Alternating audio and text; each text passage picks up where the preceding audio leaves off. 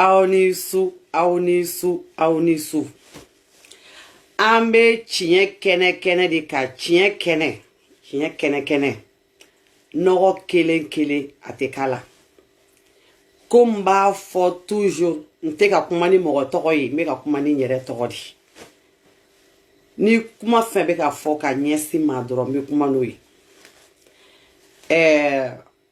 Mena baroke mbalimake do fe. Mbalimake do ne, ari sini mbalimake do.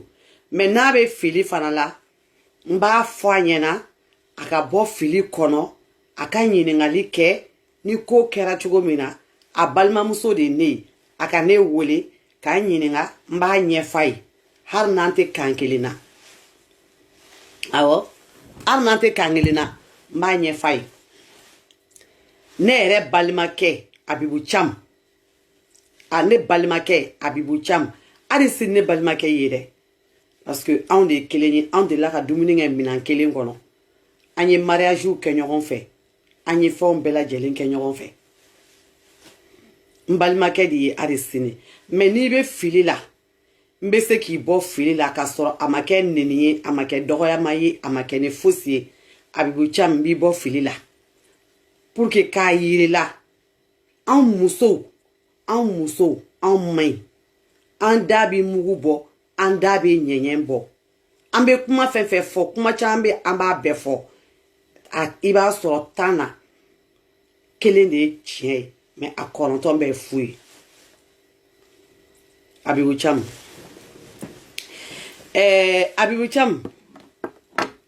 iga video do chirama Mena na ijabi video yin korona na ka kuma yere chien yere ne de bena na finyena munye Fatimu Siribe parce que amena anye muru me bashukana an kunte ka kuma parce que ka daka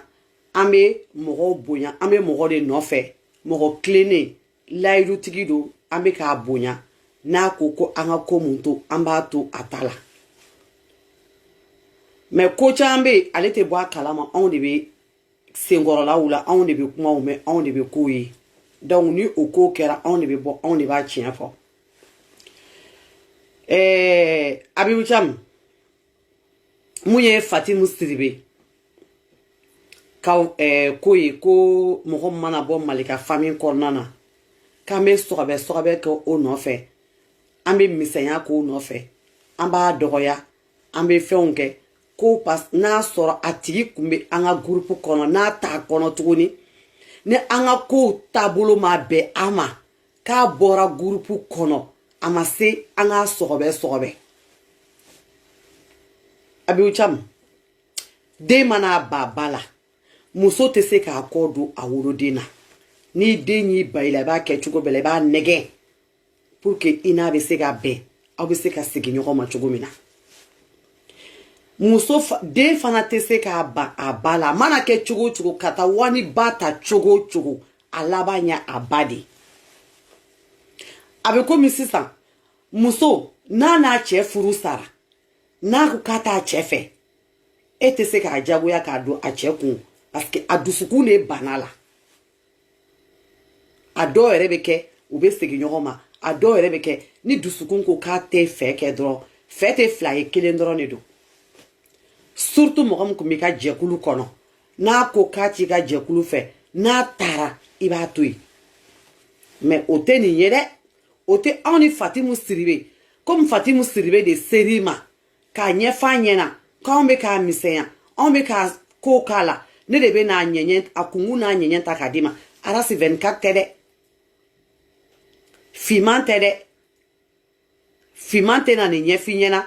ara si 24 na finyena malika fitinin tena na nyefi nyena ne de be na nyefi nyena parce que ne de kotigi ne de be na nyefi abi ucham ne balimao mogo be groupe kono aya aussi awga me kosobe mena munfo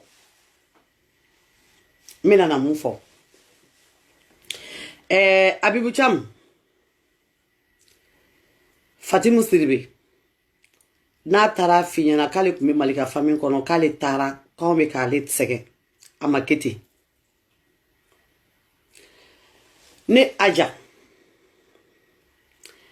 ne de vocali bla groupe kono ne de groupe message bla groupe kono message bla le groupe konana o choufela fait ne a bla choufé parce que Fatim Siribe ni un toro de me a da kono ne ni force de frappe ne ni force de frappe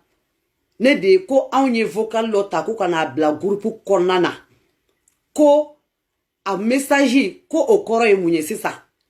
parce que en mena message bla groupe kono ka oluka strato ola ne ma message bla de ne ma message bla ne rebe ka nyere nyini nga message jumelo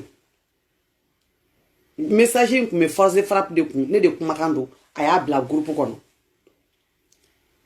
Fatime ne tanto de ma ne ma message ye ado a soro domina awa ture ne neni akera o shudi o ya soro ne tara police la ne be na shukun kura ne ame odugu seje ne ko ne yo message me ne Fatim ne vocal bla groupe kono ngo Fatim iye kuma ro fo nga ma bema ibora ka kuma ro fo sta nga ma bema ngo kuma message ni nge ko kan onye message ta ceder mo ka groupe kono kanana bla malika famille kono ngo ne ma message bla kono ngo ne bora ceder groupe kono abi 8 mois bo ngo ne bora message groupe mun kono ne ba message ne ba effacer ka bonikun mo man la bo ceder kono ne re nyere kite ka ba groupe kono yasin bi ngo ne ba be effacer ka bonikun ngo me kuma mun fo nga ma benema ngo aye sabari mu mene fe ne ya fo autant qu'on a doye ne wole ko ne ma ko aja ko dani me ka autofo aka abe direct la ka ku me ka etofo avec la force de frappe tofo avec a dunuba wele tofo ne ko ngo abongo ne ti dani nga video ne ta laje ngo mena o te bikoyi ngo me ngo problème tala ne de malika wole ka fay ngo malika nga fora ko dani me ka vocali doji et dani me ka kanga bureau vocalu ka bora o kone ma ko d'accord ka be na vérifier oye ne message munu bla malika nana ale ta ya groupe yo ay message nunu ayu be effacer ja o message effacer le ni o effacer la sisa o kanga effacer bere ku amanga effacer mo kelengo ta ko garder ne dona groupe kono ka so ay effacer le no ne tara kata seginga o vocal kele ka bla Fatim ku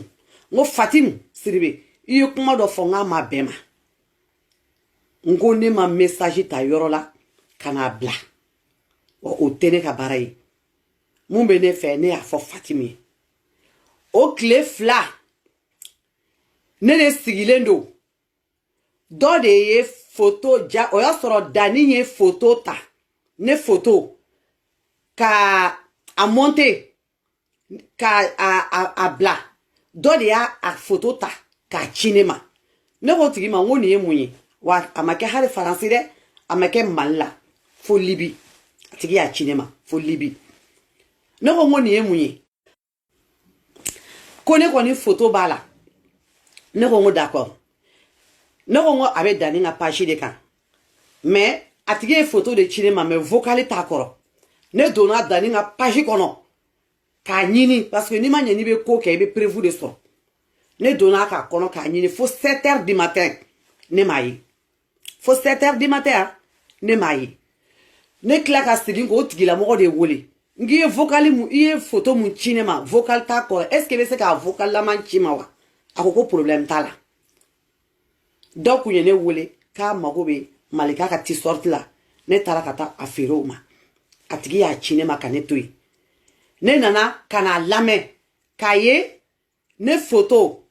an be photo bala ya no chefolo ne de photo inta ne kwa mango malikama ngo ne photo ngo malikama ngo ne photo ngo ukelenga ne photo ta ka e photo bla kerefe ngo ne ta do mo munyake malika ko okay ka ba vérifier otango no doya cinema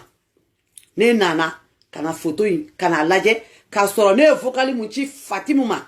o vocali kele o y'a yɛrɛ sɔrɔ Dani bolo Dani y'o de bila ne kumakan kɔrɔ ne photo kɔrɔ o bɛ ka jouer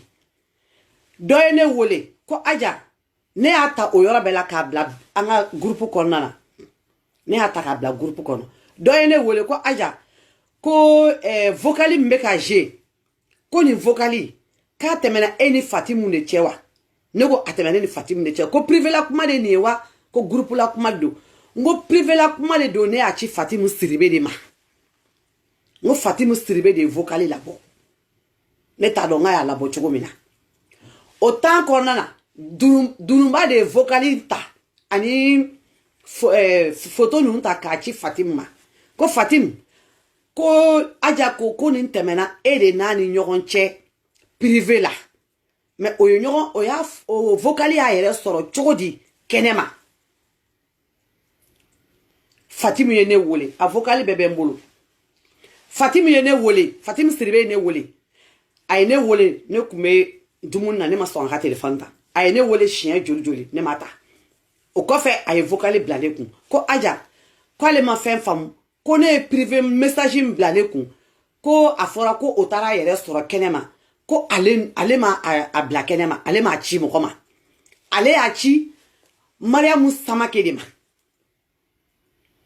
ne ko Fatimu n ko ne ma mun faamu n ko bureau kɔnɔ ne tulo b'a la Mariamu Samake bɛ k'a fɔ ko Fatimu ma ko Fatimu Samake Fatimu Siribe fana ye Mariamu Samake wele k'a ɲininka Mariamu Samake ko Fatimu ko Aja ye i jɔ ta a filɛ ni y'a daminɛ a y'a daminɛ yɔrɔ min na ka ci i b'a ye a kuma bɛɛ kuma kelen de ka ci a bɛɛ la a bɛ ka yɛrɛ pa bɛɛ a fɔ ka ninnu tile la est-ce que a ye ninnu ci mɛ ka privé la a ma ninnu ci mɛ ka privé la lamɛn bɛ a ma ninnu ci mɛ ka privé la ayi u lamɛn i k'a lamɛn ka ci a k'a bɛ kan kuma e de kan a bɛ kɛ e de répond a bɛɛ i yɛrɛ y'a ye vocal in daminɛ a bɛɛ a bɛ kan a bɛ tɔgɔ fɔ hali a daminɛ yɛrɛ la a bɛ e répond a ye répond vocal in bɛɛ a bɛ kan e de répond vocal in bɛɛ parce que ne t'a dɔn n'a sɔrɔ a ye vocal minnu bila bureau kɔnɔna na a tila ka taa a ci e ma i ka fɛn kɔnɔ moi je ne sais pas i m'a faamuya parce que a ye nin bila bureau kɔnɔna na a kɛra su fɛ a y'a bila bureau kɔnɔna na ok madame mais bon mais min bila ne fɛ o kun ye vocal yɛrɛ dama transfert kɛra parce que transfert kɛra a bɛ sɛbɛn ko transfert a kun ye min bila ne fɛ yen o kun ye vocal yɛrɛ de mais a ye nin kuma kelen de fana bila ne fɛ yen quoi mais bon c'est pas grave n'a bɔra bureau kɔnɔ n'a dira k'a bila bureau kɔnɔ ka ban c'est bon mais bon après n'u dara la o don n'u ma dara fana c'est le problème walayi Fatima a ye nin vocal ninnu bila a y'a bila e ka nin k'a fɔ ko bɔra misɛnnin vocal dɔw ye ko ka na wa Amadu ko jumɛn e y'o bila sɔgɔma Aja ye nin bila fo 20 Aja ye nin bila su fɛla de fɛ a y'a bila waati min na su kun kolen ba a y'a bila sufɛla de fɛ t'a dɔn ne t'a dɔn i jɔn ma sɔnni k'a fɛn nɛgɛ ta n bɛna nɛgɛ ta parce que n m'a fɔ ko n ka dugu ɲɛ mais je sais pas peut-être Fatim Mariam ko Fatim ma k'a k'a jɔ ko Aja ye nin vocali k'a y'a bila k'i jɔ Fatimu ko n bɛna Mali Soninke ɲininka fɔ ne yɛrɛ ko n ko Mali Soninke n k'i tɛ bɔ i ka kuma donc k'ale bɛna o ɲini ale bɛna o lajɛ a y'a lajɛ ko ne y'a bila 1 heure et quelque ja Malika ye message ninnu Malika y'a effacé ja o y'a sɔrɔ Mariamu Samake ale y'a ta vite fait k'a transférer téléphone wɛrɛ kɔnɔ k'a ci a y'a faamu aw tulo bɛ n ka kuma la Mariamu Samake de y'a ta k'a transférer k'a bila yɔrɔ wɛrɛ mais Fatimu Siribe ko ne ma ne ye vocali mun ci ale ma k'ale y'a ci Mariamu Siribe ma Mariamu Sangare Mariamu de ma donc ne ko effectivement ne ye mun bila bureau kɔnɔ kuma mun bila bureau kɔnɔ ani Fatimu ne ye message mun ci e ma u tɛ kelen ye u vocaliw u bɔra ɲɔgɔn kɔrɔ dɔɔnin Cham donc sisan John de bɛ John nɔfɛ Fatimu de bɔra n'anw ka vocali ye Fatimu ni Mariamu de bɔra ni vocaliw ye ka taa vocaliw di o bɛɛ la e Cham b'a fɔ ko Fatimu bɔra groupe kɔnɔna na k'anw bɛ ka Fatimu nɔfɛ anw bɛ ka Fatimu sɔgɔbɛ anw bɛ Fatimu kɔ an bɛ kɛ Fatimu kɔ mun na Fatimu de bɔra ni vocali ye parce que a vérifié la k'a fɔ Fatimu de bɛ ka bɔ ni vocali ye Telegram vocali ani WhatsApp vocali n'i y'a labɔ kelen tɛ WhatsApp vocali i bɛ se k'a labɔ foyi tɛ bɔ a la mais Telegram vocali n'i y'a labɔ i tɔgɔ de bɛ sɛbɛn a kan ka mun k'a kɛ ni Karim Masina de y'a transféré o de bɛ sɛbɛn vocali kan Dununba de ye Fatimu ɲininka Fatimu paniquera ka ne wele ne ko Fatimu n ko ne bɛ fɛ ka mun dɔn mun na Malika y'a effacé groupe kɔnɔ mun y'a o se Mariamu Samake ma Mariamu Samake tilala ne ye groupe message min bila groupe kɔnɔ n'a bɛ 4 bɔ Mariamu Samake y'a bɛɛ ci Fatimu ma mun y'o se Mariamu bolo a dun tɛ mɔgɔ si bolo Mariamu de y'a ta ka taa transférer téléphone wɛrɛ kɔnɔ Dongodo, an dun bɛ k'a ɲini mɔgɔ minnu ye vocal labɔ. An bɛ k'a ɲini dongodo n'a kuma kɛra. Fatimu yɛrɛ bɛ na. Jɔn yɛrɛ vocal labɔ. Nin ye mun ko ye? An ka vocal jumɛn bɔra tuguni? Ne ye ne dabali banna dɛ. Mun de kɛra? Ah non non non, ça c'est pas bien. Non, ni man ça, hein? Bon an ka baro kɛ. Non, franchement, si c'est ça, c'est trop. C'est ah non non, franchement c'est trop. Ja c'est trop. Ale de bɛ ka vocal labɔ. Chab e ko k'anw bɛ Fatimu nɔfɛ. Ni tɛ ko ɲɛdɔn, ko ɲɛɲini k'a dɔn. Maramu de ye vocal ta k'a transférer Fatimu ma. A kɛra fana comme quoi que Maramu Samake de y'a transférer Fatimu ma. E bɛ se i jɔ n bɛ na Camu parce que i bɛ ka na aw Fatimu ninnu bɛ ka taa fɔ e ɲɛna ka anw tɔgɔ nɔgɔ olu de taara an ka vocal ta k'a feere aw ma 10 10 20 20 5 5 2 2 an ma fɛn mun bɔ olu bɛ tila ka taa fɔ e Camu ɲɛna ko olu bɔlen Malika famille na parce que aw y'a ye ne ye vidéo kɛ k'anw bɛ k'olu neni réseaux sociaux kan anw bɛ k'olu dɔgɔya Fatimu bɛ i jɔ a ma ban aw ni denw bɛ ɲɔgɔn na walayi bila Fatimu ne kun tɛ fɛ k'i tɔgɔ fɔ dɛ ne kun bɛ k'i bonya i ka foyer yɔrɔ kɔsɔn n bɛ k'i bonya mais de moment que e de taara se Camu ma k'anw bɛ k'e dɔgɔya ne fana b'a bɛɛ je mɔgɔw fana b'a dɔn k'a fɔ an kun tɛ fɛ k'aw tɔgɔ fɔ parce que a yirala k'a fɔ an kana fɛn f'aw ye an kana aw kɛlɛ mais comme aw de bɛ ka taa anw yala mɔgɔw ye kan anw b'aw nɔfɛ donc ne fana de b'aw feere 5 5 3 3 an ne tɛ valeur dɔn aw la a ye n kɔnɔ n bɛ na a bɛ kɛ mun ye dɛ a bɛ ko ye dɛ mais n kɔnɔ n bɛ na n'a vocal tɔ ye. Madame e ka fariya fu. I jɔ ta. Madame e ka fariya fu. A y'a jɔ. E tɛ se ka mɔgɔw di kun min ni danne cɛ ne b'a bɛɛ. Voilà n tɛ fɛ i jɔ ta n tɛ na Dununba ta je. Kun min ni danne cɛ ne lahi madame e bɛ adamaden. Dununba i ko ye min ye ne. A jɔ. Mais essence jara dɛ. Ne bɛ na n ta de je. Ko ye min ye ne t'o dɔn.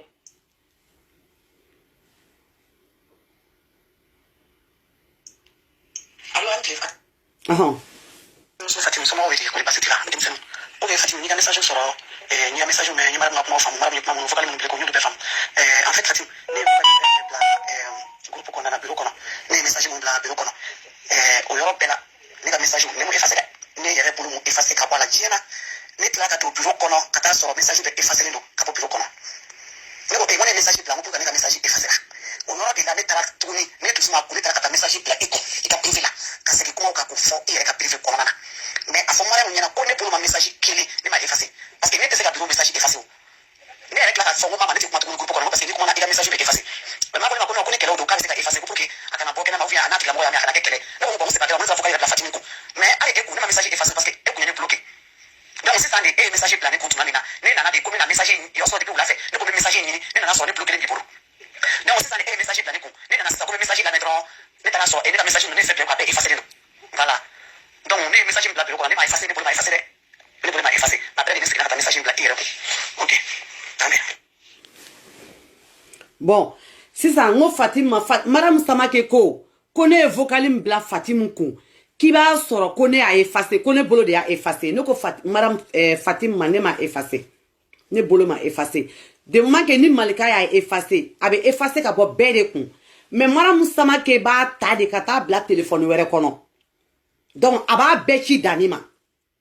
an ka nɔgɔ bɔ kuma bɛɛ la parce que an kun tɛ fɛ ka kuma n'a bɛ digi mɔgɔ min na ko Aja ye tiɲɛ fɔ a ka digi la i ka sa mais ne b'a fɔ an kun tɛ fɛ k'a fɔ de moment que u taara se Camu ma ka taa fɔ Camu ɲɛna k'an b'o olu nɔfɛ ne bɛ préférer ka n t'a la bɛ kɛ mun ye nin ko bɛ kɛ mun ye a bɛ ko de dɛ mais ne de bɛ a bɛɛ fɔ bi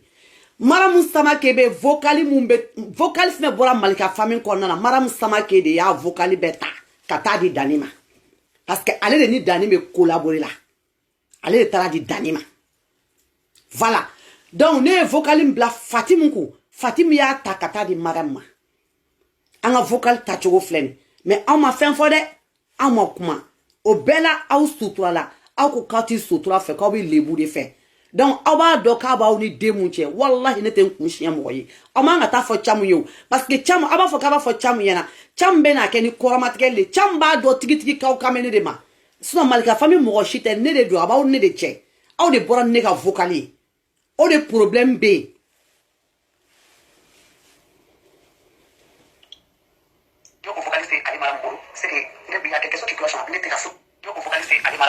Voilà. Il y a quelque chose qui cloche. Il était à fou, famille. Fousi. Nous avons fait famille. Nous avons focalisé. Allez, boulot. Allez, boulot. Nous c'est Dani Boulot. Allez, faut qu'on ait effacé. C'est allez, c'est ça qui doit aller à Madison. Fait nager. Après, il faut qu'il y ait quelques. Mais là, nous étions à fou, famille. Nous tournons. Nous tournons pas. Nous étions à fou, famille. Parce que nous, nous parce que nous, il faut qu'on ait la Fatima. Où il y a des pas Fatima. Il faut qu'on ait sur Dani Boulot. Il faut qu'on ait sur Dani Boulot. C'est que c'est la vérité. Parce que faire un groupe qu'on a. Bureau qu'on a. Bon, il faut qu'on ait sur Dani Boulot. Parce que soit, les Chiraniens, la fausse tête de la cinéma. Nous pouvons faire avocat ni pour la planque vocal avec le mais ni tout là dans la page qu'on a marié parce que nous qu'on y a au sauf un test nous qu'on a avocat nous qu'on traiter si dans notre là on nous bon d'accord on mais nous faire attends on focaliser aller pour nous dans nous focaliser mariage pour nous d'aller au sort contacter nous aller dans c'est aller dans nous que aller nous mala mala dit dans nous pour nous là voilà nous pour nous aider parce que nous y nous qu'on y là nous qu'on focaliser dans nous qu'on y là quoi ya OK voilà ne ko ngo bon 600 vocalim kume groupe ko na effacer la munyo se Dani Bolo maram de dun Dani be contact la Fatim maram nana bo groupe ko na ola mais Fatim ni ko mun kera Fatim de ba message ta kachi maram samake ma maram ba chi Dani ma on de be Dani on de be obela on de be Fatim no fe cham obela on de be ka Fatim koromatige ka ba chelala muso mun ba chelala ki furulendo ki bi chelala ko jinite bila fierté bila dana bila ele be mo ka vocal takata di mo gorema abse ka Fatim be se ka mo fa cham Fatim ye criminaire di Fatim sirbe criminaire di cham ngo fie parce que ni ay bi an vocali borabi dani be ka an lajabi ka an neni ala ni Fatim sirbe ani madame samaki ni te mundo mo fiena Outou yere jeye parce que abe e chamo arrangé parce que vocal be ka di awma abe e arrangé arnu te malika famille kono mais ou bora malika famille kono kumuna o mo fie ou te se ko fie ne le abesso la ne ka vocal le fait cham ni be do kola anyanyini seguba bamina ko ni be jena tike fenfe ke ka anyanyini donc ne be Fatimu siribe ani mara musama ke ne bu jate mine criminaire mo fakala ou be mo fa parce que ou be jekulu kono ou be boni vocalu ye mais amega vocali tugu nyini ou be nu jo ayara maro jabra ne vocali ah non c'est trop non ça c'est pas bien Fatima be là ah ne ma fausse famille de mais maram te kuma de ne era kumbolo ngo maram te jena ble maram te kuma jani vocali mu jiga dora maram ba sasa ayi aba blaka namina ngono ni vocalim bladra ba sasa aba blaka frigo kono abeta congelé no awo akela ko mi sogo akele ko sogo ni jege anga vocalu kele ko sogo ni jege ni mu bladra maramba ta abeta congelé autrement on ebe Fatimu no fait ou bien Fatimu ni ba on no fait cham ni te ko do cham anyanyini ka don cham ni muso serima nu serima kata funya na ko ni kerula anyenyi ni ngole iga nyini ngamba nye bere fi mais ete se ka mo wole ele bi sigi why ni bora groupe la ni bora jekulu la aha ubi sobe ubi keta mais cham e oke islamé a bemi ladria bemi horonya bemi kawye horon kawye islamé a bemi on le borona en vocali kata en fere fla ka durumba be ka neni Glangolo photo be ka bla fengo la ko dunumba do orke dunumba te beba do ka fo ko dunumba te orosido sino dunumba manunu flash mine fly ayu be mine kelengelendi mara mustama ke re ni vocal ko be ke domina o yo soro dunumba kunga ngata clé mara mustama ke fe ka be ta café mina tellement ka famanama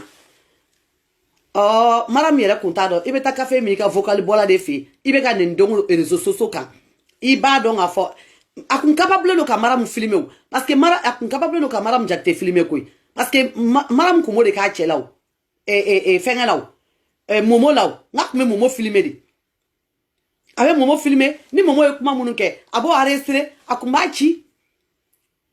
au célèbre mo kele ondema donc on ne be Fatimu njugu yala Fatimu borana nga vocali on ne be Fatimu contrôle ou ma ko be nye finyana na ko galondo iba fay comme almami ye cham almami ye misiri te fo eko elbe misiri wole e ba foko Fatimu kana kuranɛ min b'i bolo i b'a ta i bolo la i bɛ ne wele bɛ Fatimu wele a k'a ka seliji ta ne k'an ka seliji ta an k'an bolo d'a kan Maramu Samake kana an k'an bolo d'a kan u k'u kale n'olu le kun tɛ bɔ n'an ka vocal ye an bɛ neni fɛn fɛn la bi an bɛ ka lajaba fɛn fɛn la n'i ye Jabira ni Maramu ninnu sen b'a la a tɔ b'a dɛ Jabira de ye nani ni kilan ye ka nin kilan ta ka ninnu Fatimu Maramu Samake Matu k'u bɛɛ fara u yɛrɛ kan ka anw kɛ tɔ kɛ jugu ye ka bɔ ni vocal ye ni ne ye kamalen kɔrɔ ye dɔrɔn nafiya dɔrɔn ne bɛ tigɛ i la de n kɔnɔ n bɛ na cam n b'a tɔ k'a la i b'a lamɛn den min bɛ siran walahi bila o tɛ ne ye a t'aw sigi k'a fɔ k'a bɛ mɔgɔ kɔrɔma tigɛ yan o parce que an y'aw sutura k'aw sutura k'aw sutura aw tɛ suturali dɔn walahi den min bɛ kɔrɔma tigɛ o tɛ ne ye n kɔnɔ n bɛ na. N ka message fana a bɛɛ ka di Marama komi a ye tɔ ninnu ta cogo min na k'o garder a kun k'o ci Dani ma cogo min na k'o ci e ma cogo min na fo n'a sɔrɔ depuis ne donna Malika famille kɔnɔ ko ne ka kojugu de sera Mariam ma ne ka kojugu ma se Marama dɛ ne ka koɲuman dɔrɔn de sera Marama ma juguman k'a la ma juguman f'a ye ma ɲɛmugu tigɛ a la ma fin k'a la ma jɛ k'a la n y'a bonya de parce que n tugula tiɲɛtigiw de kɔ n tugula jɛmu kɔ tiɲɛtigi de don donc a tɛ permettre ka don u ka groupe kɔnɔ ka ɲɛgoya ta ka ɲɛsin ka se mɔgɔ dɔ ma n'a sɔrɔ ko ne tile kelen ye juguya de ta ka Mariam sɛgɛrɛ ala ka ne sara mais ko n'a sɔrɔ ne tile kelen ma juguya ta ka Mariam sɛgɛrɛ ne ye hɛrɛ de ŋaniya Mariam ye ka wɔsi Mariam ye ka sɛgɛn Mariam ye ka tɔɔrɔ Mariam ye ka fɛn bɛɛ kɛ Mariam ye ne ye nafolo de don Mariam kɔ ne ma nafolo ma fɛn kala dɛ ko ni Mariam sen fila n'a bolo fila sigi ka da foroba masa kɔrɔ fo n'a sɔrɔ a ma ne si ne ɲɛla sɔrɔ a ye ne si ne ɲɛla sɔrɔ a ye n ka vocal ta ka taa di Dani ma Dani ma ne photo affiché ne ka photo min cira ne ma photo ma ci ne ma hali faransi a ma ci ne ma hali faransi o sen jeli ko bolo jeli n ye Mariam ta ka di ala ma fala ka Mariam lebu fala ka Mariam lebu Mariam ma sigi ni lebu mun ye fo n'a sɔrɔ n y'a tɔnɔ dɛ ko n ye hɛrɛ de k'a ye n ma bɔnɛ k'a ye o de sen jeli ko bolo jeli n ye hɛrɛ mun k'a ye ka sɛgɛn mun k'a ye ko n y'a koɲa di ala ma mais ala ka doni sigi a kun a tɛ se k'a yɛrɛ bɔ doni mun na n tɛ se ka fɛn wɛrɛ fɔ fo n'a sɔrɔ n delila ka juguya ta ka ɲɛsin a ma walahi depuis donna groupe kɔnɔ n ma juguya ɲɛsin mɔgɔ si ma n kɛra bɛɛ fɛ parce que n tɛ se ala m'an da juguya kama ala m'an da ŋaniya juguya kama n kɛra bɛɛ fɛ bɛɛ wa bɛɛ ka di n ye fana ni y'a dɔn ko n bɛ se ka kun groupe kɔnɔ ko n bɛ to a kɔnɔ ni y'a dɔn ko n tɛ se ka kun ko ɲɛgoya ni hasidiya donna la n bɛ n yɛrɛ sen fila ta n bɛ foli ka bɔ a kɔrɔ mais ko n y'a koɲa ta ka di ala ma wallahi masa mun tɛ sunɔgɔ n'a ti ɲina k'a ti dimɔ ko ɲɛ bɛ bɛɛ la a kulo bɛ bɛɛ la ko o masa kelen an bɛ tila ka sa ka taa da o masa de kɔrɔ ne ye Mariam koɲa di ala ma wallahi bilahi ala kana bɔ dugukolo in kɔ ka abada n'ala m'a lebu fo n'a sɔrɔ a ma ne lebu ka ne ka message ta ka taa di Dani ma wallahi bilahi fo ala ka lebu ala kila ka lebu wa fini min b'a kunna ko ne ko k'a ka bɔ k'a n'a man kan ko ne ko k'a ka fini nin bɔ wallahi bilahi a t'a mérité wallahi Mariam tɛ fini mérité parce que i tɛ se ka kɛ ala fɛ k'i ba kira la e tɛ se ka kɛ Malika fɛ ka kila to ka tugu Malika jugulamɔgɔ kɔ vocal kuma minnu fɔ Malika ka groupe kɔnɔ ka kila ka to ta ka di Malika jugulamɔgɔ ma wallahi bilahi a t'a fɛ parce que a ye ne si ne ɲɛna wallahi ko fala ka si a ɲɛna denbatigi de don fala ka si a ɲɛna ok k'an mɛn n ka message wɛrɛ bila i kun tuguni parce que n bɛ yɔrɔ min na sa n yɛrɛ de b'a dɔn wallahi ok ni y'a ye n bɛ ka kuma sara Fatimu na n ko Fatimu n ka vocal ta i ka taa di Mariam ma CDR kɔnɔna na ne delila ka kuma ale Abibu Camu kelen de tun b'a fɔ ko Jabira de tun bɛ vocal ta ko ka t'u di Malika ma Abibu Camu o kuma nana fɔ CDR groupe kɔnɔna na ne tun bɛ Jabira de défense ta don o don Yasini bɛ yen fo mɔgɔw bɛ t'u kangari ma da Yasini ko Yasini ka kuma ni ne ye ko ni Jabira tɔgɔla kuma bɔra dɔrɔn ko ne bɛ Jabira défend mɔgɔ tɛ se ka mɔgɔ défend tun bɛ ne bɛ mɔgɔ défend mais ne tɛ don fara mɔgɔ ka nkalon kan o tuma dɔ la o don dɔ muso dɔ nana ka ne jaabi kumakan jugu la ne ye muso jaabi n ko muso ma n k'i bɛ baga ma ne ni Jabira de tɛ kuma ɲɔgɔn fɛ ne ye kuma mun fɔ Matu Jawara ye ne ka vocal ta ka transférer Jabira ma Matu Jawara ye ne ka vocal ta CDR kɔnɔ groupe kɔnɔ ka transférer Jabira ma Telegram na a don o y'a sɔrɔ an kun taara Jores an taara mɔgɔw kun ye Yasini wele ko ka na wari minɛ jɛnɛ ka o sɔrɔ ka jɛnɛ to kaso la ko ka na wari minɛ a don an tora yen fo 23h an ma mobili yɛrɛ sɔrɔ tuguni o fana Jabira ye ne ka vocal ta ka transférer Malika ma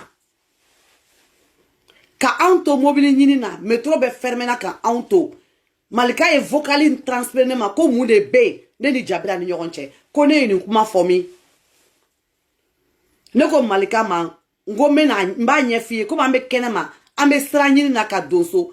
après ni n donna n ko n b'a ɲɛf'i ye ko passera cogo min na CDR kɔnɔ ne fana y'a message ta nkumana cogo mina nya message beta ka ci malkama o kɔfɛ de nana kana lajɛ nya ye Matu Jawara o de y'a transféré ale de vocali di Jabira ma vocali bɔra Matu de la mais Matu di kale ka ala kale ka ala kira kale ka kuranɛ ta ka alikaba ta ka asigi kale ma fɔ kale ma transféré Jabira ma ko Jabira ka téléphone de déchargera Jabira y'a fɔ ale ɲɛna kale k'a ta ko k'a ci ale ma nye kuma fɔ Yasini ye Yasini ye kuma fɔ ka bureau kɔnɔ CDR bureau kɔnɔ u ko n'a ma ɲɛ ko Matu be groupe message de ta k'a transféré ka taa k'u ka Matu lajigi Yasini ko ayi k'u jɔ fɔlɔ Matu siranna o fiɲɛ a ye mɔgɔ dɔ wele ko k'a essayer ka kuma ne ye ko ka ne nɛgɛn tiɲɛ la ale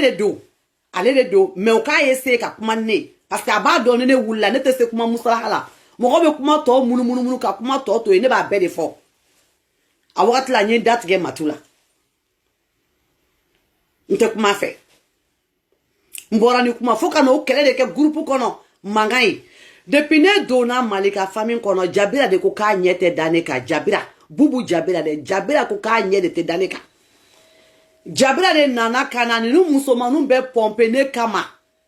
ka na ne fara kan ka Dununba yɛrɛ bɛɛ fara kan ko ne ni Dununba k'anw de bɛ fankelen fɛ anw de kelen ka bɛnbɛn bɛ sigi Matu kan k'a sɔrɔ depuis Matu donna groupe kɔnɔ ani mɔgɔ si ma deli ka kɛlɛ Malika famille kɔnɔna na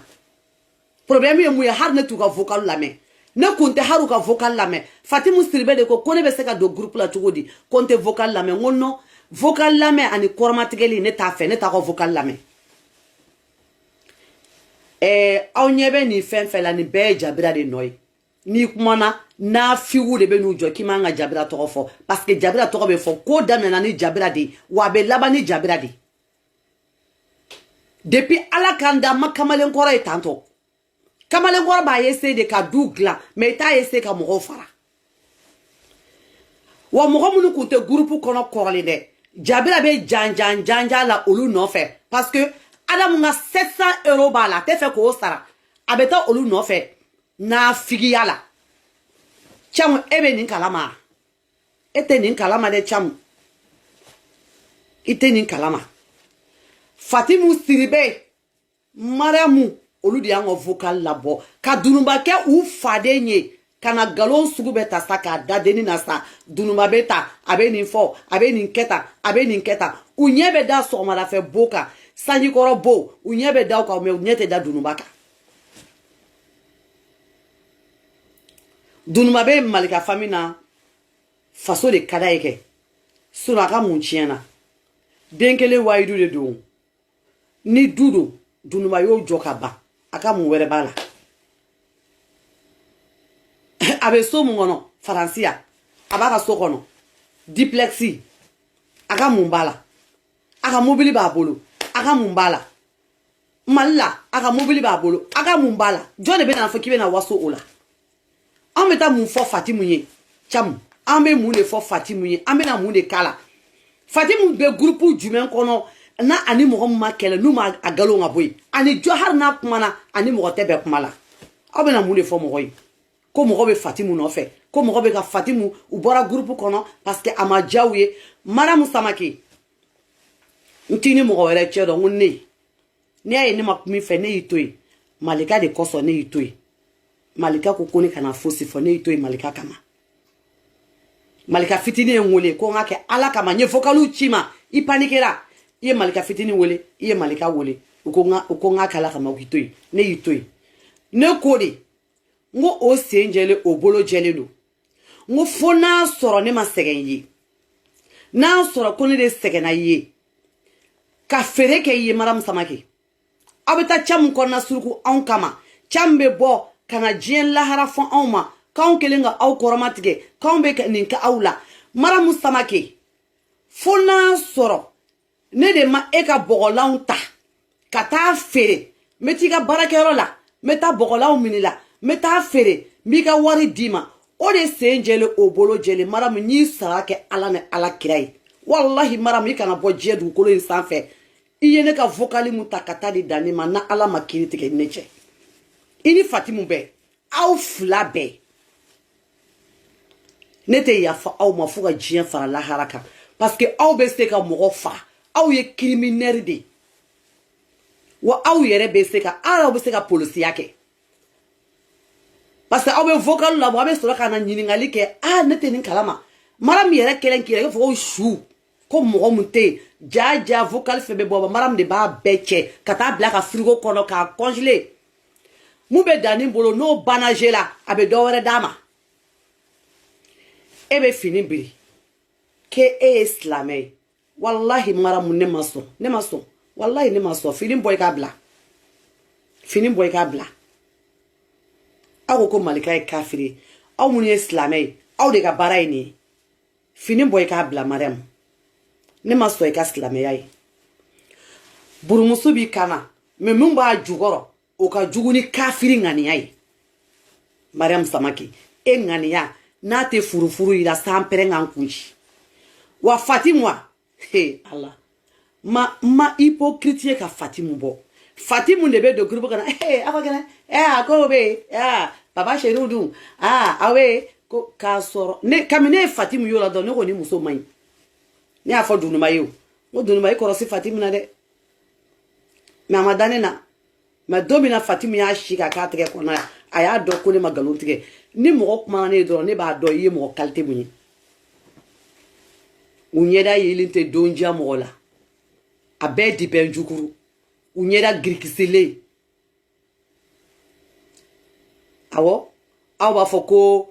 ou bien Fatimu b'i sigi e caman b'o fɔ Fatimu bɛ taga kɔɲɔyɔrɔ la tan tɛ n bolo n bɛ ka taa mariage kɛyɔrɔ la tan tɛ n bolo vocal bɔ o tan b'i bolo ka mɔgɔ ka vocal ta k'a bɔ n'a ye dɛ o tan bɛ e Fatimu bolo o tan b'i bolo k'i yɛrɛ kɛ jakuma mori Fatimu ye jakuma mori de ni mɔgɔ mun Fatimu kuma na e fɔ k'a i ka sa sisan k'i den to a bolo wallahi ni sara k'i den to a bolo ni limɔgɔ ma sa i den ɲɛ la i k'a fɔ ma tu aw de bɛ bɔ n'an ka vocal ye ka taa an ka vocal feere mais aw de bɛ tila ka taa aw sigi ko aw bɔra jɛkulu in na ko jɛkulu in de kun ma diya aw ye ko o man di aw ye parce que ou bien aw cɛw ma sɔn tɛ dɛ aw ye vocal minnu labɔ aw tɛ t'o fɔ aw cɛ ye k'aw ye vocal labɔ n ko trace bɛ yen a bɛ yen nɔ n'i ye telegram vocal n'i y'a bɔ dɔrɔn i tɔgɔ bɛ sɛbɛn a kan aw bolo ko mɔgɔw ye lagalakatɔ de ye aw bolo ko mɔgɔw ye lagalakatɔ de ou bien mɔgɔ tɛ ko kalama Camu n'i bɛ fɛn fɛn kɛ n'i taara i wolola ka kuma fɛn fɛn f'i ɲɛna a ɲɛɲini Camu kana to k'i yɛrɛ di mɔgɔw ma o k'i la gosi fu kana to k'i yɛrɛ di dɔgɔnin jugujugu ma o k'i la gosi fu kana to k'i yɛrɛ di den filaw ma o k'i la gosi fu Camu a ɲɛɲini n'i bɛ don diɲɛlatigɛ fɛn fɛn la i k'a ɲɛɲini Camu o de ka ɲi u ma bɔ Malika famille na ko Malika famille man d'u ye dɛ hali cotisation a tun t'a sara hali cotisation u t'a sara Malika famille man d'olu ye cogo di n ko jɔyɔrɔ tun bɛ Fatimu bolo jɔyɔrɔ b'a bolo ni mɔgɔ fɔsɔn yɛrɛ bɔlen i senkɔrɔ ala m'i lafiya dɔw de bɛ Malika kɔ o ni Malika de tun kɛra dangaden ye dɛ ko danga de b'a kɔ k'a y'a ba de gosi dɛ wallahi ninnu tun tɛ bɔ groupe kɔnɔ u tun bɛ bɔ ni vocal ye don o don mais tellement ala b'a dɔn ko duwawuden don dɛ o de y'a to ala ye ninnu bɛɛ sɛnsɛn k'u bɛɛ galon ka bɔ yen ka taa n'u ye dangaden ni duwawuden mana jɛ groupe kɔnɔ dangaden bɛ bɔ ka duwawuden ka groupe to a nɔ la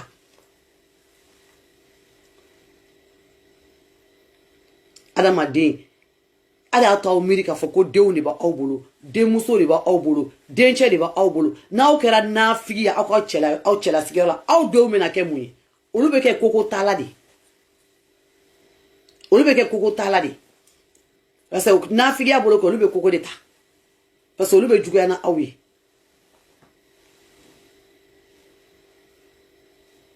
u ye ko ta walayi i ka di ne ye dɛ a bɛɛ fu ne b'a aw bila yan nɔ mais Camu vocali a bɛɛ filɛ nin y'a je sini i k'a lamɛn kosɛbɛ a lamɛn n'a ka di Fatimu ye comme Camu e ye mori de kitabu de b'i bolo k'a kala ou bien n t'a dɔn n b'a f'i ye cogo min na Adama Kuyate de i bɛ sigili ka plateau sanfɛ donc ye journaliste de i bɛ a bɛɛ fɛtɛ n'a nɔgɔra dɔrɔn e b'a bɛɛ ko k'a jɛ k'a fɛtɛ donc n'i bɛ se o la dɔrɔn i ka Fatimu wele ani Maramu wele i k'i ka journaliste i k'i ka tableau labɛn kosɛbɛ i k'an bɛɛ wele an ka débat kɛ aw n'i kɛra mori de fana i kana n'i ka kitabu ye fana i k'i sigi ka tableau i ka tableau sanfɛ i k'an bɛɛ wele an k'a débati an k'a fɔ kana ni kuranɛ ye bɛɛ k'i bolo da kuranɛ sanfɛ n'a sɔrɔ olu de ma bɔ n'anw ka vocal ye olu bɛ t'o fɔ aw ye kɛ parce que a bɛ aw arrangé o vocal bɛ e bolo k'a jouer don o don e yɛrɛ bɔra ni dɔ ye o don k'o jouer ko Abasi y'a fɔ tan Abasi bɔra yɔrɔ min dɔrɔn k'a ka kuranɛ dayɛlɛ yɔrɔ min dɔrɔn e yɛrɛ solila ka Abasi wele ja cɛ bɛ boli cɛ ɲɛ koyi cɛ bɛ boli cɛ ɲɛ Abasi kalannen kabini Abasi yɛrɛ a sigi a ka kuranɛ dayɛlɛ a tɛ kuranɛ yɛrɛ dayɛlɛ Abasi b'a fɔ tan k'a bɛɛ démonter par pièce k'a bɛɛ démonter k'a bila dɔrɔn dugu jɛra dɔrɔn Camu solila ka Abasi wele cɛ bɛ sɔn ka fɔ cɛ grand frère n sɔnni ye mais kana fɔ mɔgɔ ye ko n sɔnni ye dɛ mais n sɔnni ye Abasi m'a ka téléphone yɛrɛ ta ko bɛ dɛ wa mɔgɔ caman de bɛ yen u b'i neni Facebook kan u bɛ diɲɛ kɔmɛ bɛ f'i ma mais u bɛ tila ka don inbox kɔnɔ ka taa k'a ka adamadenya fɔ ayi adamadenya kuma t'a la dɛ n'a ma ɲɛ n'a fɔ Facebook sanfɛ dɔrɔn a ka to o yɔrɔ la yen alimamikɛ ne de filɛ k'a ɲɛ f'i ye nin a bɛɛ de filɛ nin so buru jaburu Fatimu taara f'i ye dɛ ne b'a fɔ bi Fatimu n b'a fɔ sini i n'a figi Fatimu i so buru jaburu i filankafɔ la Fatimu Sidibe ne de y'a fɔ mɔgɔ m'a fɔ dɛ ne de y'a fɔ wa n ka numéro téléphone b'i bolo n wele ni yɔrɔ ka di i ka invité n b'i laminɛ parce que e de bɔra ne ka vocal e de taara ne ka vocal feere wa n b'a fɔ bi tɛgɛ tɛ n da la muso ka kuma tɛgɛ tɛ n dɔ wɛrɛ la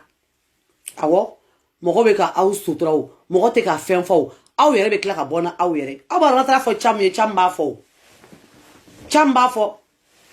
Matu bɔra ne ka vocal ye yan Matu n'a a da y'a bolo i ko auto n t'a dɔn bɛna fɔ cogo min na i ko Kayisira Matu de bɔra ne ka vocal ye Matu n'a ma ja ye n wele e de bɔra ne ka vocal ye Jabira e ni ɲi y'i bolo i ko vampire e bɛ mɔgɔ faga n y'a fɔ bi n y'a fɔ sini Jabira parce que n'a ye musow ɲini n'u ma sɔn aw la sa aw bɛ sɔrɔ sa ka taa olu tɔgɔ tiɲɛ k'olu mangoya mɔgɔw ye n y'a fɔ bi n y'a fɔ a ɲi bɛ ta i bɛ mobili bɛ tɛmɛ a fɛ n y'a fɔ piya n'a y'aw ja a ye bɔ sini aw ka na fɛn fɛn ka d'a ye aw k'a fɔ n bɛ dɔ wɛrɛ fɔ mun ka jugu ni nin bɛɛ ye nin y'a ye an bɛ k'aw sutura de koyi aw ye jɔ ye ko mɔgɔ tɛ se ka kuma aw bɛ taa kuma fɔ Camu ye aw tun bɛ groupe kɔnɔ aw yɛrɛ bɛ Camu kɔrɔfɔ a donna ta a bɔra ta mais aw de bɛ taa aw sigi Camu fɛ yen bi ka taa fɔ ko Camu ma ko ye ko wa de nafigi ma ɲi dɛ a laban kɛra kɛ n'i kumana kɛ Fatimu tɛ fosi fɔ o ka bɔ yen fana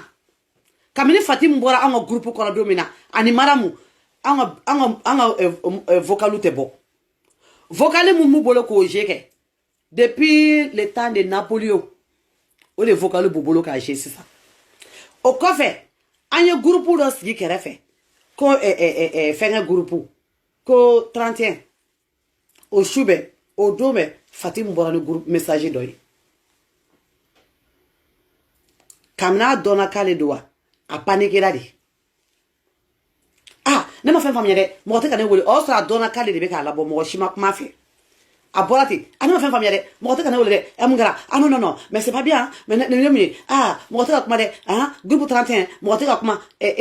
o y'a sɔrɔ an kun kan ka taa 31 k'a fɛ yen an y'o annulé an ko Fatimu filɛ ka bɔ ni message minnu ye ka t'u di Maramu Samake ma ni Maramu Samake bɛ k'u feere ne ko ne tɛ taa 31 na Fatimu fɛ yen dɛ an ka taa Fatimu ka taa alimukayi kɛ jinimere la k'o di an ma an ka taa an sen jɔ ka taa sabari dɔ yen nɔ ka tila ka t'o filmer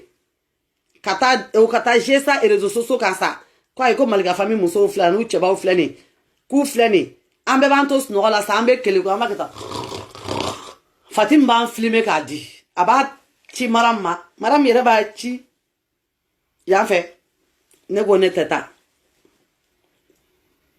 mɔgɔ min bɔra n'i ka vocal a capable no k'i faga ne ko ne tɛ taa dɛ parce que Fatim ka an y'o annulé yɔrɔnin kelen k'a bɔ a la Cham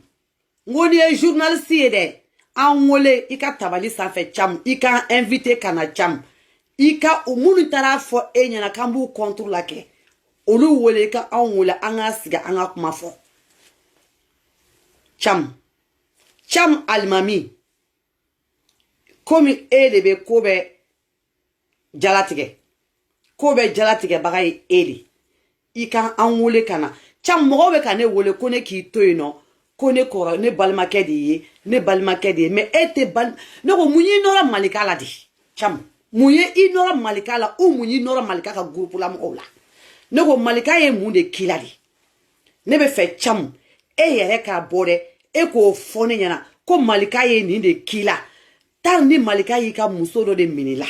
n t'o dɔn dɛ ne b'a dɔn n b'o dɔn o sara tɛ parce que i tɛ Malika ye la a tɛ n'i ka muso minɛ mais n'a sɔrɔ Malika ye ko dɔ de k'i la kɛ tar n'a sɔrɔ e ka mɔgɔ dɔ ka affaire de bɛ Malika bolo ni Malika bɛ fɛ ka bɔ n'o ye e k'o fɔ ne ye sa Cham o la ne yɛrɛ bɛ Malika deli e ka mɔgɔ mun ka n bɛ Malika deli i ka mɔgɔ mun ka affaire b'a bolo a b'a to yen pour que waliden bɛ se ka si sɔrɔ i bolo Cham sinon Cham wallahi Malika tɛ miiri e la yɛrɛ Malika yɛrɛ tɛ miiri Cham na yɛrɛ hali Malika t'a dɔn ko Cham bɛ yen yɛrɛ wallahi ala hali Malika t'a dɔn ko Cham bɛ yen mais Cham e de mani sigi kafiri groupe kafiriw ka jɛ u tɛ silamɛya fɛ a donna ta o dɔ y'i ta kɛ vocaliser a jɛ i yɛrɛ kɛra sangare i bɛ se ka vocaliser mais kana jɛ i ka mobili kɔnɔ dɛ i bɛ se ka bureau ba dɔ sigi ten ka écran dɔ bila yan ka écran dɔ bila yan ka to ka ne yɛrɛ photo gulon yan ka Dunuba photo kɛ yan i bɛ Fatimu photo i b'o bɔ yen komi i ka gɛrɛnamɔgɔ ye mais ka to k'a jɛ mobili kɔnɔ mobili tɛ débat kɛyɔrɔ ye Cham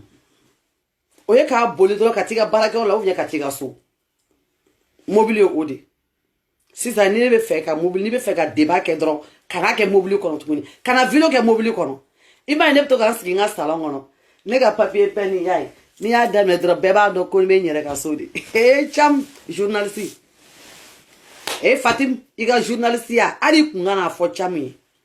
sisan ne de filɛ nin sisan ka bɔ n'a ye ka e démonter par pièce ka Maramu démonter par pièce ka aw vrai face k'a yira mɔgɔninfɛnw na ni aw filɛ nin aw ye carrière ka Malika janfa wallahi aw donna jɛkulu mun na aw b'u janfa fɛn fɛn dabɔra janfa kama ni jɛ o jɛ kɛra nafigiya kama wa nafigiya de b'o jɛ fana ci ala k'aw ni Cham mɛn ɲɔgɔn bolo awɔ Cham Cham komi u taara f'i ɲɛna o k'an b'u lamisɛnya o k'u bɔra Malika ka groupe la k'an bɛ to k'u lamisɛnya Cham i t'a f'u ɲɛna ko Malika delila k'u ci ka taa cɛ mun fana fɛ yen k'o tɔgɔ fana f'i ɲɛna o t'o tɔgɔ dɔn o t'o tɔgɔ dɔn Cham i t'a f'u ɲɛna ko olu dun tun bɛ otage la dɛ olu bɔra cogo di mais olu dilankolon photo ma ye fɔlɔ dɛ tari aw tun bɛ dilankolon photo kuma min fɔ tiɲɛ tɛ de tari ka Malika la nɔgɔ de parce que a commande aw ye ne y'o de fɔ n ko Malika tɛ dangaden duwawu den de don ni danga tun bɛ Malika kɔ samisa aw ye Malika sɔrɔ ka bɔ n'a ye wallahi ni Malika ba de kun ma Malika ba kun ma tile a fa ye samisa aw kun ye Malika sɔrɔ ka bɔ n'a ye awɔ ni Malika kun y'a fɔ a balimamusow ma ko sunguruba samisa aw kun ye Malika sɔrɔ ka bɔ n'a ye mais Malika m'o fɔ dɛ awɔ mais dangaden tɛ dɛ mais an b'a ɲini ala fɛ k'a ɲini ala kira fɛ halisa ale ka Malika don aw kalo dibi la n t'a dɔn wari mun dira aw ma k'a ka Malika ɲini dɛ n t'a dɔn ko terrain mun proposera aw ye k'a ka Malika ɲini dɛ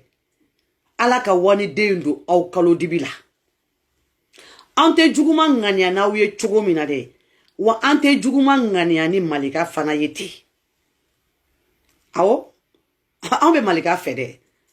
wallahi a kana da o ma aw k'a fɔ ko malika y'anw da kɛnɛ ma k'anw kɛ wan tɛrɛ o t'anw bɔ malika kɔ dɛ n ko hɔrɔn don sa wallahi ni malika kun tɛ hɔrɔn ye ko malika kun tɛ mɔgɔ ladiri ye ko malika kun tɛ mɔgɔ kilennen ye samisa an kun bɔra ni Mariam Samake ani Fatimu ye mais comme an ma bɔ n'u ye u yɛrɛ de tila ka se e caman ma ka taa fɔ e ye o de y'a to su in na ne ye sigi k'a walawala awɔ donc malika tɛ dangaden ye dɛ wa ala k'a don halisa aw kalo dibi la ala k'a don halisa aw kalo dibi la an bɛ ala deli fo n'a sɔrɔ ala ko malika delila ka anw bila sungurubaya la ni malika kun delila ka anw bila sungurubaya la an t'o dɔn dɛ